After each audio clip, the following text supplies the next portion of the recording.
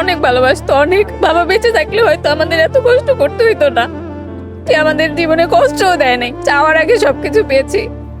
কিন্তু আমার মার কাছ থেকে আমি এটা কখনোই আশা করি নাই যে সে আমাদের সাথে এমন করবে। আপনি জানেন জেলখানা কি জিনিস, যে গেছে একবার সেই বলতে পারে।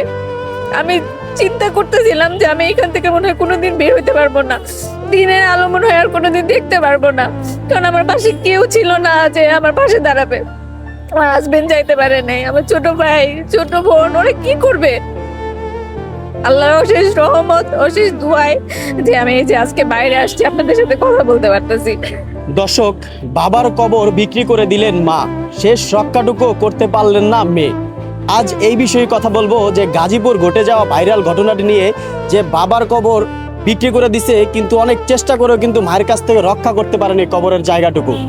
সে হচ্ছে গিয়ে বিয়ে করছে আরেকটা, যে ওনার বয়স হচ্ছে গিয়ে 55 এবং 26 বছরের একটা ছেলেরে বিয়ে করছে। বিয়ে করার পরে থেকে এই ঝামেলা। উনি হচ্ছে গিয়ে পুরো সম্পদটাই বিক্রি করে দিছে, ওখানে আমার বাবার কবরটা সহ বিক্রি করে দিছে। এবং আমার বাড়ি যে যাওয়ার রাস্তা, সেটা তো ওনার জমি দিয়ে যাইতে হয়, উনি প্রায় সময় ওটা বাধা ক্রিয়েট করে। এখন হচ্ছে আমার যে জন্মভূমি, যে আমার প্রত্যেক বাড়ি, আমাদের যে বাড়ি লিখে দিয়ে গেছে, সেই বাড়িটাও আমি রক্ষা করতে পারতেছি না, আমি ওই বাড়িতে যাইতে পারতেছি না।